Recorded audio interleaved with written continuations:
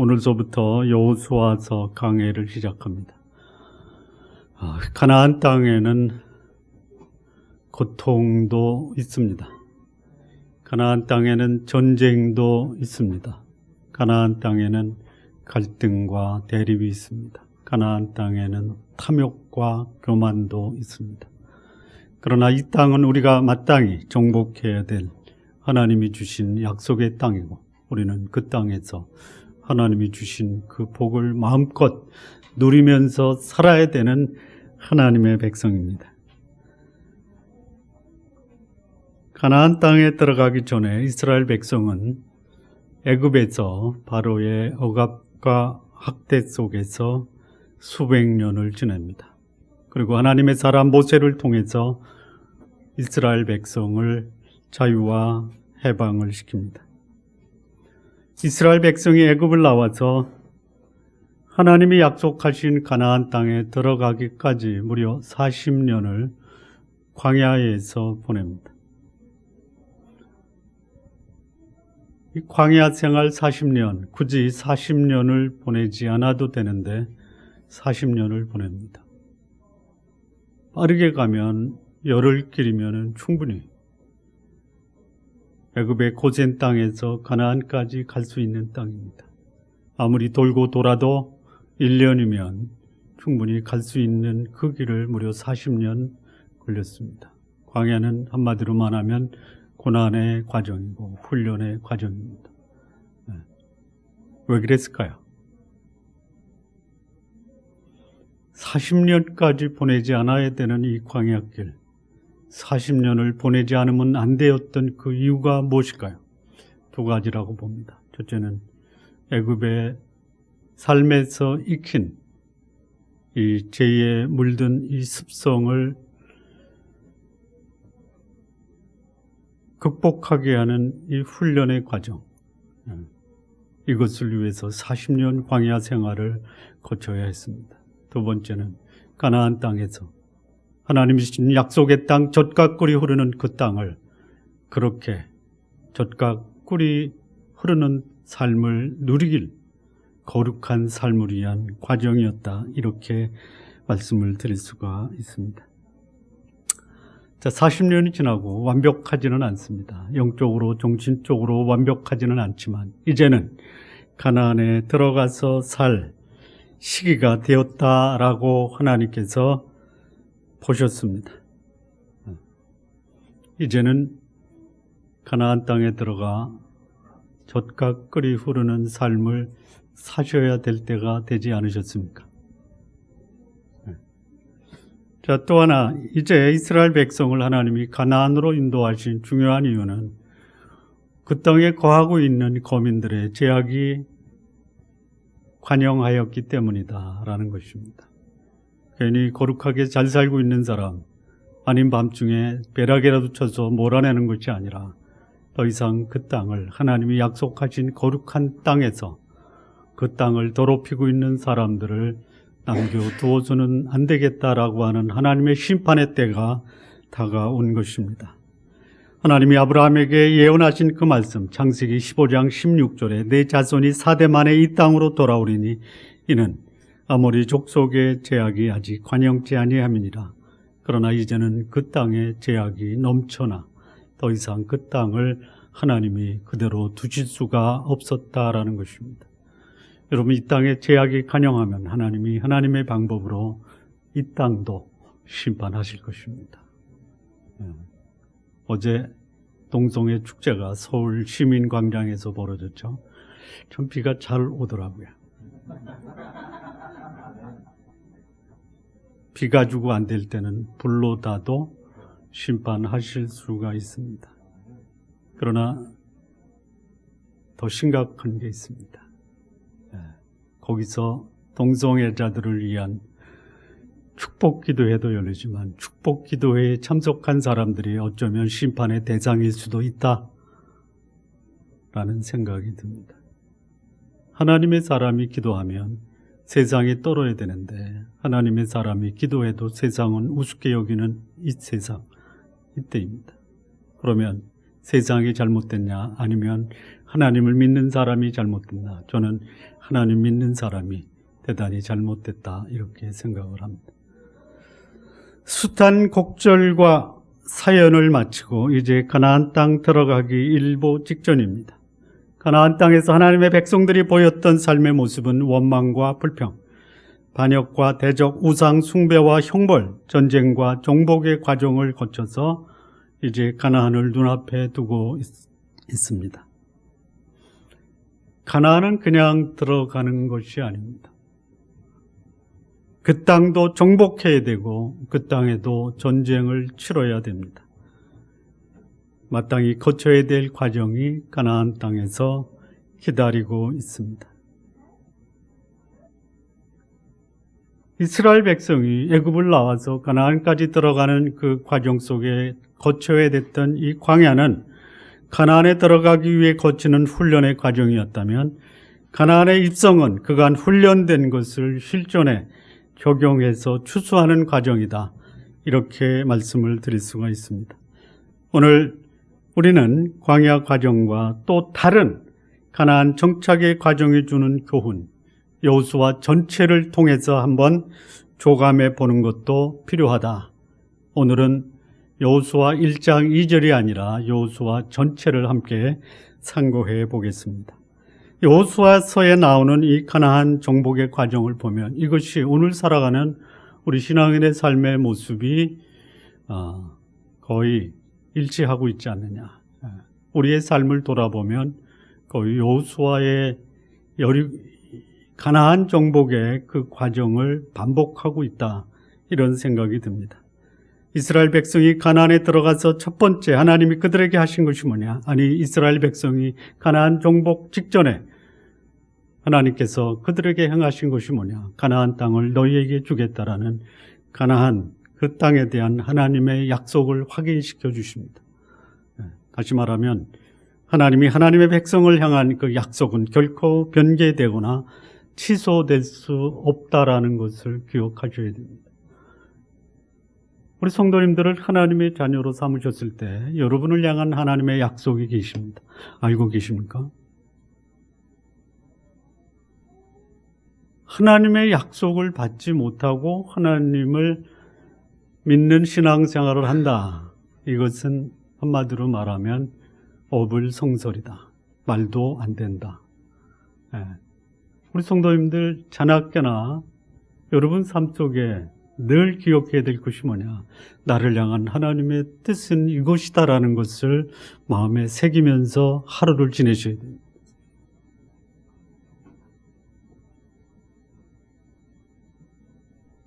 그냥 우리 아무도 안 보게 그냥 스스로 양심적으로 하나님은 저를 향한 이런 약속을 주셨습니다라고 적으라고 하시면 다 적을 수 있으시죠? 네? 비밀이라 밝힐 수가 없다. 있으셔야 돼요. 여기 하나님 이스라엘 백성에게 주신 약속이 뭐냐? 내가 모세에게 말한 바와 같이 물은 너희 발바닥으로 밟는 것을 내가 다 너희에게 주었다라고 하는 하나님의 약속의 말씀이 있어야 돼요.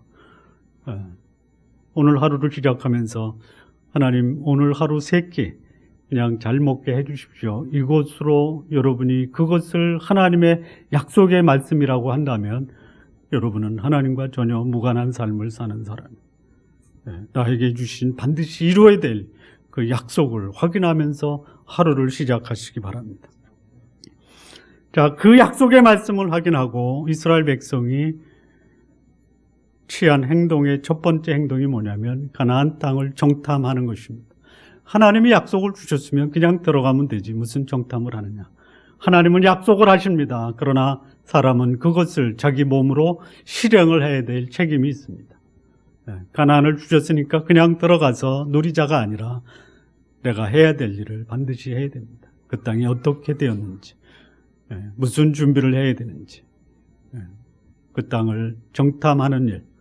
그런데 그 정탐하는 과정에서 이 스파이들, 정탐꾼들이 적발이 됩니다. 적발. 하나님의 일을 하는 사람들이 하나님이 시켜 주시면 그냥 가면 되지. 뭐 사전에 준비하고 전략을 피고. 그렇게 해도 왜 그 땅에 들어가면 걸리느냐. 숨겨주고 그들의 눈을 막아서 정탐꾼들이 걸리지 말아야지. 걸립니다.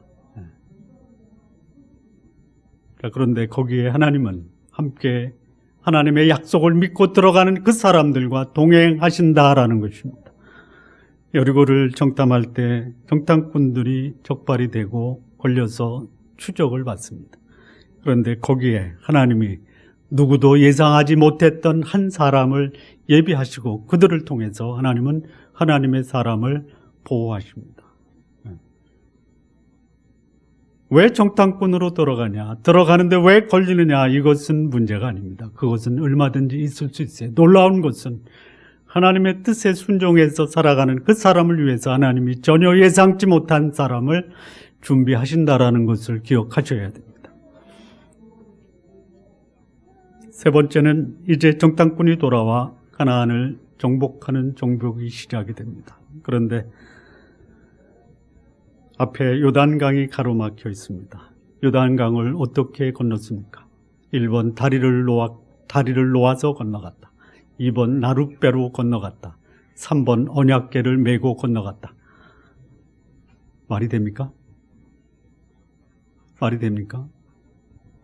넘실대는 이 강을 다리를 놓든지 배로 건너든지 해야죠. 아니면 헤엄을 쳐서 건너든지. 어떻게 건넜습니까? 언약궤를 메고 건넜습니다. 전혀 상식적이지 못한. 그런데 하나님은 인간의 방법이 아닌 하나님의 방법으로 하나님의 일을 성취하십니다. 가나안의 정복은 인간적인 계획과 전략으로 정복하는 것이 아니라 하나님의 임재와 동행으로 가나안을 정복한다라는 것이에요. 우리 성도 여러분, 이것이 없어서 살기 힘들다. 아마 이스라엘 백성 전체는 다리도 안 놓고 건너가냐, 배도 건조하지 않고 어떻게 강을 건너가냐, 들어가서 빠져 죽을래, 이렇게 아우성을 쳤을 거예요. 하나님은 언약궤를 메고 걸어라. 하나님과 동행하는 그 삶, 인간적으로 전혀 해결의 빌미가 보이지 않아도 하나님의 방법으로 하나님은 하나님의 사람을 인도하셨다라는 것이, 그렇게 이스라엘 백성은 요단강을 건너갑니다. 요단을 건너고 이제 여리고가 눈앞에 있습니다. 여리고와 요단 서편 그 사이에는 길갈이라고 하는 평야가 있습니다. 요단강을 건너서 이스라엘 백성이 첫 번째 행한 것이 뭐냐? 남성 할례 수술입니다.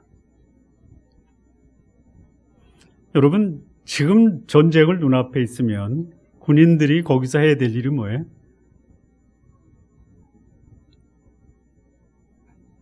병기를 점검하고, 건강을 점검하고, 전의를 불태울 그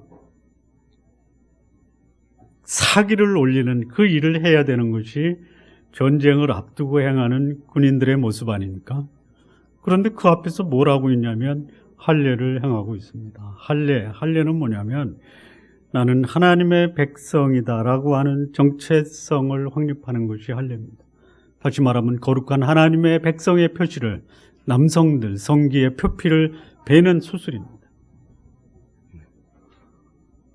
자, 그 자리에 여리고의 정탐꾼들이 와서 이스라엘 백성의 군인들이 무엇을 하는가를 보지 않겠습니까? 봤더니 뭐래요? 모든 장정들의 표피를 베는 수술을 감행하고, 수술을 당한 청년들은 죽겠다고 아우성 치면서 어그적거리며 걷는 거예요. 지금 전쟁을 눈앞에 두고 있어요. 그러면 여리고에서 군인들이 잘됐다, 이 기회에 아주 그냥 싹쓸이 해버리자 라고 공격을 해올 수도 있어요. 그런 상황에서 하나님은 이스라엘 백성에게 전쟁보다 더 중요한 것, 너희의 거룩함을 지키는 것이다, 하나님의 백성으로서의 자신의 정체성을 확립하는 것이 훨씬 더 중요하다, 이거예요. 성경에 이런 말이 있죠. 일하기 싫거든 먹지도 말라라고 하죠. 저는 그 말을 좀 바꾸고 싶어요. 거룩하지 않으려면 살지도 말아라. 한번 우리 할까요? 거룩하지 않으려면 살지도 말자. 아침에 거울 보고 하루에 한 번씩 한번 하십시오. 우리 남성들은 샤워하기 전에 한 번씩. 가나안 정복의 중요한 것은 뭐냐? 거룩한 하나님의 백성에 대한 정체성을 확립하는 거예요. 그리고 할례를 행하고 그 고통의 기간이 지난 후에 드디어 이스라엘 백성은 여리고 정복을 시작합니다. 그런데 여리고 정복 어떻게 합니까? 침묵 행진이 그들이 취한 전쟁의 모든 것이었습니다. 아마 여리고 안에서도 놀랬을 거예요. 야, 쟤네들이 무엇을 하는지 한번 봐라. 그랬더니 가서 봅니다. 뭐 하고 있습니까? 돌고 있습니다. 돌고 있어요. 근데 참 재미난 것은 뭐냐면 그들이 입을 닫고 행진하는 거예요. 여러분, 하나님의 뜻이 내 생각에 이해가 안 되고 상식적이지 않을 때는 어떻게 하시면 됩니까? 침묵하십시오. 네? 아마 교회에서 그 사역을 위한 논의를 할 때 누군가가 하나님의 뜻이 이거니까 참 납득하지 않아도 행하자. 그러면 여러분 침묵하시고 맞아라고 해서 입 닫고 있습니까? 아니면 그걸 말이라고 하냐? 여기저기서 아우성칩니까?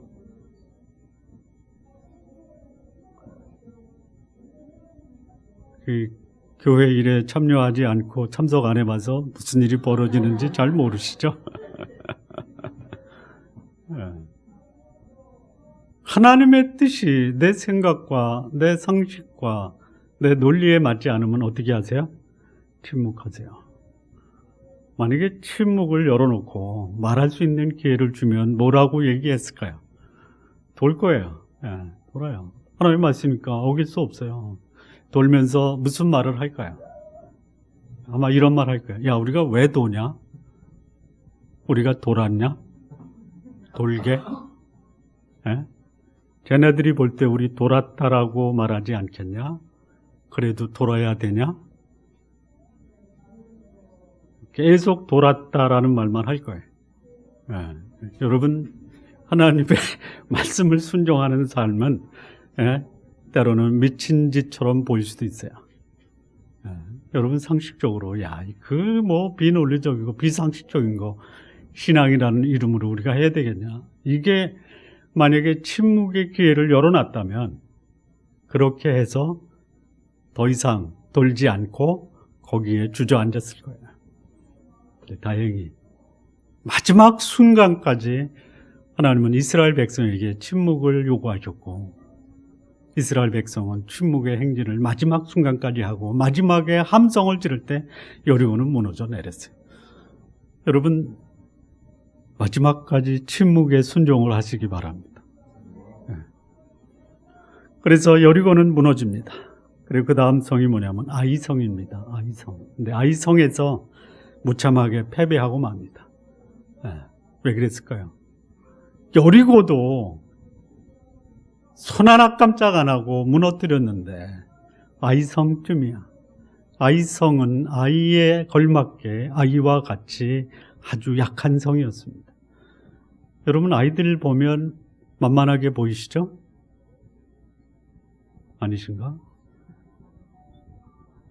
아이들이 만만하지 않죠? 여러분, 내 자식 키울 때 만만합니까? 내 아이라고 만만하게 키우면 안 돼요. 진지하게 키워야 돼요. 전략을 가지고 아이를 잘 키워야 됩니다. 근데 거기서 이스라엘 백성은 만만하게 아이성을 보다가 아이처럼 패배하고 말았습니다. 또 워낙 그들이 패배한 이유는 뭐냐? 여리고성에서의 탐욕이었어요. 탐욕. 아간이라는 사람이 신할산 외투와 금 한 덩어리를 감춥니다. 하나님 이스라엘 백성에게 여리고의 모든 것을 진멸하라. 그것이 보고 탐나서 숨겼어요. 한 사람의 욕심, 한 사람의 자기를 극복하지 못한 그 탐욕이 한 민족 전체를 형편없는 아이와 같은 성에서 패배시키고 마는 것이에요. 여러분, 작은 죄이죠. 이것이 무슨 죄냐. 그러나 그것도 하나님은 철저하게 보시는 거예요. 이 정도는 괜찮다, 그 정도는 괜찮지 않습니다. 탐욕과 교만, 이것은 패망의 선봉입니다. 이런 것도 가나안 땅에서 이스라엘 백성이 경험했어요. 여러분, 가나안은 천국이 아닙니다. 물론 지상의 천국이지만 우리가 생각하는 천상의 천국이 가나안이 아닙니다. 요단강 건너가 며칠 후 만나는 그곳이 아닙니다. 요단강을 건넌 거기는 여전히 탐욕이 있고 교만이 있고 전쟁이 있고 죄로 인해서 오염된 사람들이 그곳에 살고 있는 곳이에요. 아이성에서의 패배를 딛고 이스라엘 백성은 아이를 패배시킵니다. 그때에 가나안 땅에 거하는 한 족속이 기만 전술을 핍니다. 기브온 족속이 마치 자기들이 먼 땅에서 왔는데 옷은 낡고 떡은 곰팡이가 슬고 신은 다 헤어지고 얼굴은 피곤한 기색으로 가득 차고, 그리고 이스라엘 백성에게 옵니다. 우리는 먼 땅에서 온 사람, 당신의 그 소리를 듣고 당신 앞에 항복하기 위해서 왔습니다. 실상은 가까운 데 있는 가나안 족속입니다. 여러분, 사단의 전략은요, 약할 때 타협하고 강할 때 삼키는 것이 사단의 전략입니다. 우리 신앙인들에게요, 우리가 가진 것이 많고 힘이 세고 경건하고 거룩하면 우리 앞에서 많은 약한 세력들이 길을 죽입니다. 그러나 우리가 더럽고 교만하고 탐욕적이면 그것을 빌미로 하나님의 사람들을 집어 삼킬 수 있는 것이죠. 기독교 국가였다라고 천년의 역사를 자랑하는 유럽의 모든 제국들이 지금은 이슬람의 밥이 되고 있습니다. 5%만 넘으면 목소리를 내기 시작합니다. 우리나라도 마찬가지예요. 우리나라도. 숨어서 그들의 교세를 확장시켰던 이단들이 지금은 공공연하게 덤빕니다.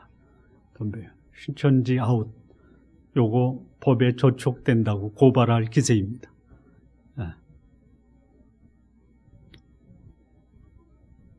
오늘 저희 교회에 신천지 아웃이라는 포스터를 가지고 어느 분이 찾아오기로 했는데 안 오신 것 같아요. 안 오신 것 같아요. 자, 이 기브온 족속이 항복을 하니까 다른 족속들도 항복하느냐? 그러지 않습니다. 그 소식을 듣고 가나안 전 민족이 연합전선을 구축합니다. 이 여호수아 10장에 보면요, 아모리 다섯 왕, 곧 예루살렘 왕, 헤브론 왕, 야르못 왕, 라기스 왕, 에글론 왕이 함께 모여 자기들의 모든 군대를 거느리고 올라와서 기브온에 대진하고 싸우니라. 하나님의 백성의 항복한 자를 정복하기 위한 가나안 민족 아모리 족속의 다섯 왕이 총공세를 펼쳐요. 사단의 세력, 악한 세력이요, 그렇게 만만하지 않습니다. 여러분, 지금 우리나라를 보면 하나님의 백성이 세상에 영향을 줍니까? 세상 불신앙의 세력이 교회로 그것을 받아들이라고 압박을 가합니까? 어떻습니까? 지금 교회가 공격을 당하고 있습니다. 오늘 장로님이 이런 말씀하시죠. 지금은 우리가 깨어서 기도할 때입니다. 동성애를 몰아내야 됩니다. 입법되지 않도록 철저하게 대항해야 됩니다. 제가 그 말씀을 듣고 맞습니다. 지금 교회가 일어나서 그 세력을 막아야 됩니다. 그러나 그보다 더 중요한 것이 있습니다. 하나님을 믿는 하나님의 사람들, 영적 지도자들의 권위가 땅에 떨어져 있습니다. 적어도 목사가 말하면 대통령도 그 말 앞에 두려움으로 대해야 되는데 우습게 여기고 있습니다. 왜 이 말을 안 하십니까? 그리고 이스라엘 백성은 가나안 전 민족의 연합 전선을 패배시킵니다. 그리고 가나안 땅을 정복하고 분배를 시작을 합니다. 여호수아 11장 23절에 보면 이와 같이 여호와께서 모세에게 이르신 말씀대로 그 온 땅을 치하여 이스라엘 지파의 구별을 따라 기업을 주었더라. 그 땅에 전쟁이 그쳤더라. 그리고 여호수아는 가나안 땅을 분배한 후에 그의 마지막 생을 마칩니다. 이 여호수아가 역사의 무대에서 퇴장할 때 퇴장하는 모습이 감동적이라기보다는 좀 아쉬움을 남기고 떠납니다. 성경은 모세를 가리켜 역사 이후야, 역사 이전에, 소위 모세 이전과 이후에 모세와 같은 사람이 없었다라고 말합니다. 무슨 이유였을까? 저는 이렇게 생각을 했습니다. 그는 그에 걸맞는 모세 이후를 이끌고 나갈 후계자를 남기고 떠났다. 한 가정의 영적 리더십을 계승시키지 않으면요, 그 가정은 그냥 무너져 내립니다. 제 역할은요, 좋은 나무교회 잘 개척해서 정착시키는 것이 목표가 아니고 저희 김씨 집안의 영적 리더십을 계승하는 겁니다. 저는 무엇보다도 우리 큰아들이 영적 리더십을 계승해서 김씨 가문을 거룩하고 경건하게 지속적으로 역사 속에서 계승하기를 바라는 거예요. 근데 이 여호수아에 퇴장할 때 그는 이렇게 말합니다. 나와 내 집은 여호와를 섬기겠도라. 너희는 오늘날 너희 섬길 자를 택하라 하고 무대에서 떠납니다. 다시 말하면 영적 리더십을 세우지 않았다라는 것이죠. 그리고 여호수아가 무대에서 떠나고 세상을 떠난 후에 불과 16년 만에 이스라엘은 그냥 무너져 내립니다. 여러분의 가문이 지속적으로 대대손손 하나님의 은혜와 하나님의 축복이 여러분 가문에 남겨지기를 바랍니다. 그 비결은 뭐냐? 거룩한 영적 리더십을 계승시켜야 됩니다. 여러분의 그 영성이 여러분의 후손들을 통해서 계속 이어나가도록 여러분이 먼저 준비되고, 그리고 여러분의 후손 할 수만 있다면 장남에게 영적 리더십을 계승시키시기 바랍니다.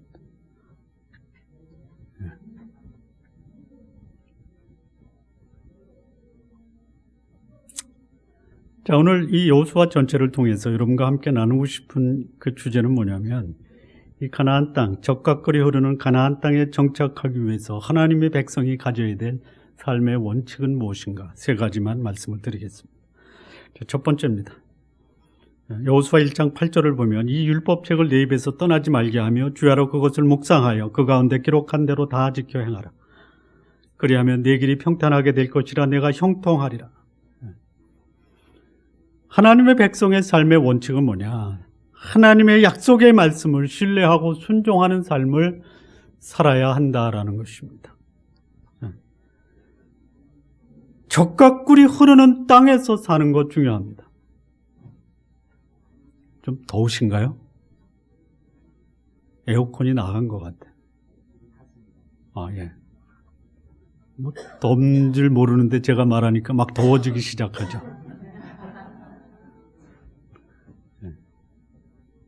젖가꿀이 흐르는 땅에서 하나님의 약속을 누리는 것 중요합니다. 그러나 그보다 더 중요한 것이 뭐냐? 내가 이 땅에서 살아야 될 삶의 목적과 또 내가 이 땅에서 살아야 될 하나님의 뜻이 무엇인가를 확실하게 명심하고 사는 것이 훨씬 더 중요하다라는 것이죠.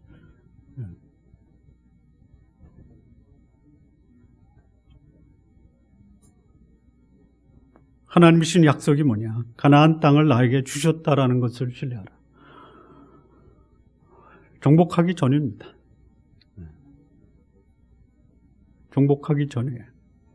그런데 내 마음속에는 가나안을 품고 있어야 한다라는 것이죠. 오늘 우리의 삶이, 내가 원하는 그 삶이 오늘 내 삶에서 실현되고 있지 않을 수 있어요. 그렇기 때문에 내 인생은 이게 뭐냐라고 불평할 수 있어요. 그러나 기억하십시오. 하나님은 우리에게 가나안 땅을 주셨다라는 거 명심하십시오. 오늘의 삶이 내 삶의 전부가 아니라 하나님이 주신 그 약속의 말씀을 내가 이루어가는 것을 내 마음에 품고 살아라 이거예요. 결코 쉬운 목표가 아닙니다. 그래서 그것을 달성했느냐 안 했느냐가 문제가 아니라 하나님이 나에게 달성하라고 주신 그 목표가 무엇인지를 확실하게 마음에 새기고 오늘의 삶을 살아가는 것, 이것이 가나안에 거하는 하나님의 백성들이 가져야 될 삶의 원칙이다라는 것이, 이것을 이루기 위해서 하나님의 약속을 신뢰할 때 방해되는 것이 있습니다. 그것이 뭐냐? 내 경험과 내 지식을 의지하는 것이에요. 그거 의지하는 것이 오히려 나에게 큰 걸림이 됩니다. 하나님이 주신 그 삶을 사는 그 삶에는 내 경험과 내 상식이 그 삶을 가능케 하는 것이 아니라 하나님의 방법을 따라야 된다라는 것이, 나의 경험이나 잔꾀를 믿고 큰 일을 시도하다가 그것을 이루려면 오히려 그 결과가 나에게 해가 될 수도 있다라는 것 기억하시기 바랍니다. 하나님은 공의의 하나님이시기 때문에 하나님의 일도 공의대로 원칙대로 행해야 됩니다. 하나님은 사랑의 하나님이기 때문에 내가 하는 그 일에 하나님의 사랑이 증거될 수 있도록 하셔야 한다라는 것이, 자기를 기쁘게 하거나 사람을 기쁘게 함으로 목적을 이루는 것이 아니라 하나님을 기쁘게 함으로 하나님의 뜻을 이루는 삶을 살아야 한다라는 것이, 내 인생에서 나를 망치는 가장 큰 장애물이 뭐냐? 내 경험과 상식을 의지하는 것이, 하나님의 뜻이 합리적이지 못하고 상식적이지 못하고 납득할 수 없어도 그것이 하나님이 하신 말씀이라면 그 말씀에 순종하는 삶을 사시기를 바랍니다. 자, 두 번째, 가나안 땅에서 그 땅을 정복하고 정착하기 위한 하나님의 백성들의 삶의 두 번째 원칙은 뭐냐? 하나님과 동행하고 육신적 요소를 철저하게 제거하라라는 것이, 그것이 뭐냐? 스스로 성결케 하는 삶입니다. 하나님의 언약궤를 메고 전쟁에 앞서 나가는 것입니다. 부싯돌로 칼을 만들어 백성들을 할례를 행하는 것입니다. 오염된 죄를 씻어버리고 하나님의 임재와 동행을 상징하는 하나님의 언약궤를 앞에 세우고 거룩한 하나님의 백성을 상징하는 하나님의 백성의 정체성, 거룩함을 상징하는 할례를 행하면서 살아가는 것이에요. 여러분, 하나님의 사람이나 아니면 하나님의 사람이 아닌 사람들이 가장 쉽게 넘어가는 유혹이 뭐냐? 여기 계신 분들은 대체로 다 알고 계시라고 생각이 되는데요. 이 성적인 유혹 앞에 쉽게 무너지는 것이에요. 하나님의 백성들이 어디서 무너지느냐? 이 성적인 유혹 앞에 무너져요. 하나님의 백성이 아닌 사람들은 그냥 오락과 취미가 성적 유혹에 넘어가는 것입니다.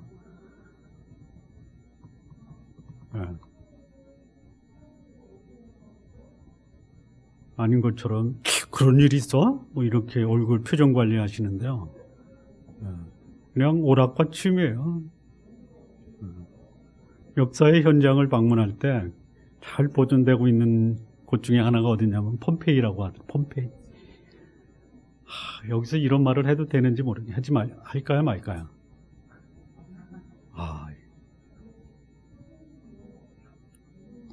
하나님의 백성이 거룩한 하나님이 주신 가나안 땅에서 그 축복의 삶을 누리기 위해서는 육신적 요소를 철저하게 제거해야 돼요. 나는 하나님의 백성이다. 남자들, 할례를 행하라. 참 하나님의 기가 막힌, 제가 볼 때는 아주 그 유모 또는 재치 또는 지혜라고 봅니다. 우리 남자들 하루에 3번 소변 보시죠? 아침, 점심, 저녁으로 보시기 바랍니다. 그때에 소변을 보시면서 꼭 명심하십시오. 나는 하나님의 백성의 표시를 지니고 있다.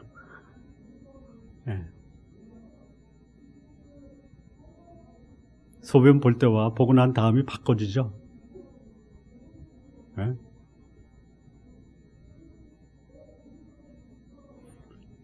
또 극복해야 될 육신적 요소는 뭐냐면 교만과 탐욕이에요. 네. 더 가지려고 하고, 네.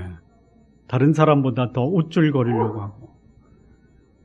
여러분, 이 모든 사람이 그 정신적인 문제가 생길 때 가장 큰 요인이 뭐냐면 우월감이라고 그래요. 우월감.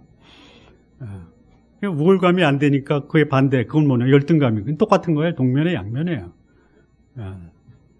근데 그 이유가 뭐냐, 누군가를 지배하려고 하는 거예요. 여러분, 지배 욕에 사로잡힌 사람은요, 극단적인 경우에 정신분열증에 걸립니다. 안 되거든요. 안 돼요. 그거를 극복하는 비결이 뭐냐?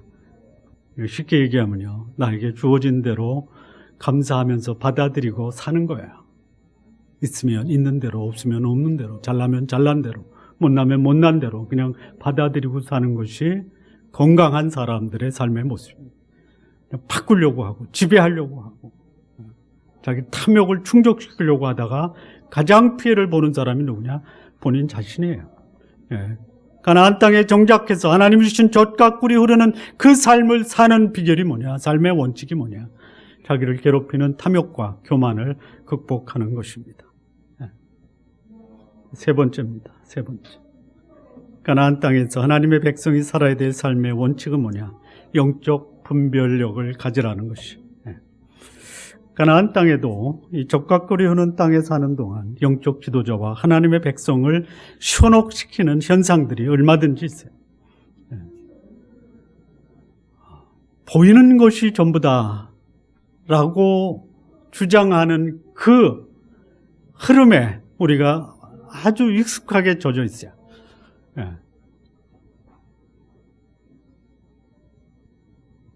보는 것이 진리다. 백문이 불여일견이다. 보지 않고는 믿지 말아라. 고개 끄덕 안 하세요? 안 하십니까? 많이 속으셨구나. 보이는 것으로 인해서 많이 속으셨구나. 많이 속으시기 바랍니다. 보는 것을 진리라고 믿으면요, 여러분 낭패 보기 일쑤입니다. 근데 이게 안 믿는 사람, 예수 믿지 않는 사람의 모습이 아니라 예수 믿는 사람들의 그 특징 중에 하나가 보는 것을 믿고 산다라는 거예요. 제가 종종 말씀드리는 것 중에 하나가 뭐냐면, 능력과 기사가 나타나는 교회에 사람들이 몰립니까? 거룩함과 경건함이 강조되는 교회에 사람들이 몰립니까? 예? 어디요? 왜요? 보니까. 이 거룩함과 경건함 보입니까? 우리는 보잖아요. 이게 딱 보면 보이잖아요. 근데 거기에 별로 관심이 없어요. 신령한 목사의 기준이 뭐냐? 얼마나 성도들이 많이 모이느냐? 얼마나 교회 재정이 튼튼하냐? 이거 가지고 그 목사님이 신령한다. 죽으라고 목사들이 개척하고 나서 성전 건축하다가 교회 망하잖아요. 오히려 하나님의 목회자들은 거룩함에 목숨을 걸어야 돼요. 거룩함에. 여러분들이 저를 위해서 기도할 때 우리 목사님 큰 교회 꿈꾸고 목회하는 분이 아니라 거룩함에 목숨을 걸고 목회하는 목사 되게 해주십시오. 이렇게 기도하시기 바랍니다.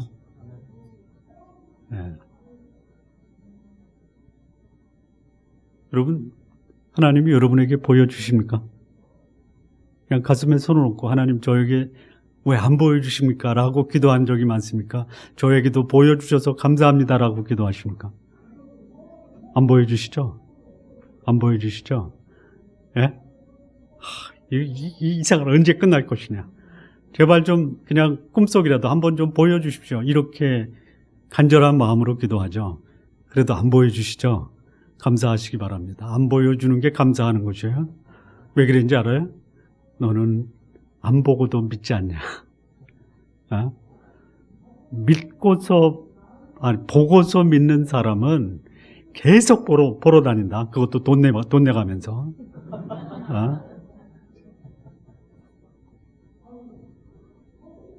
보지 못하고 믿는 것이 보고 믿는 것보다 복되다라고 말씀하세요.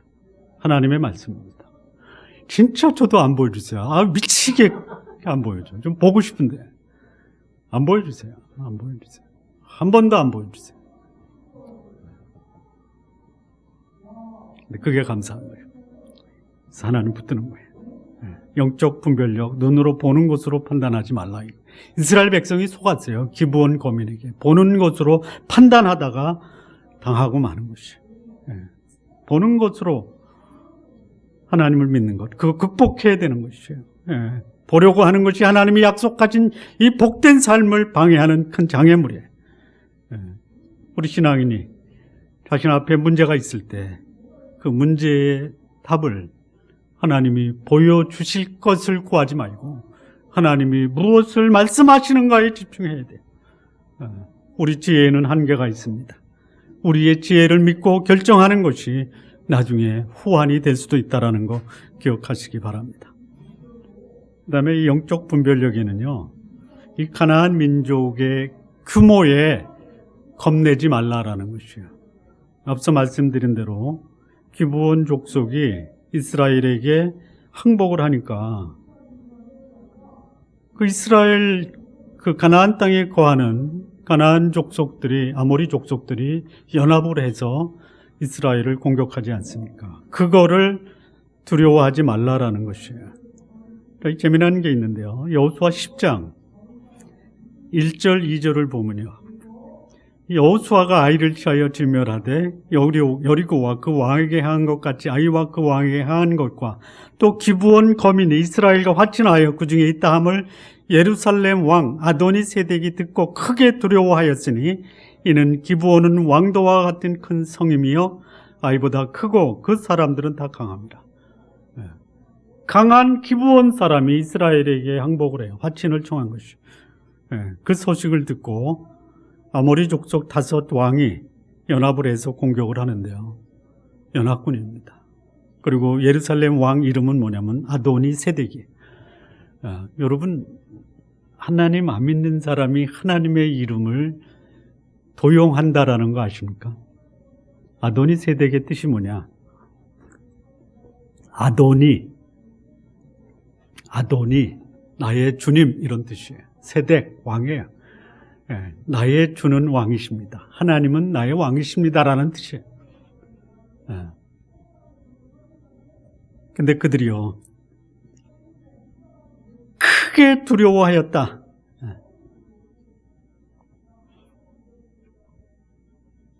이 하나님을 대적하는 세력이 강할수록요, 진짜 두려워하는 두려움의 대상이 누구냐? 하나님이에요. 돈 많고요, 권력 많고 사람들 앞에 군림해서 세상을 호령하는 사람이 그들 마음속에 평안이 있을까요? 없을까요? 안 돼봐서 모르시죠?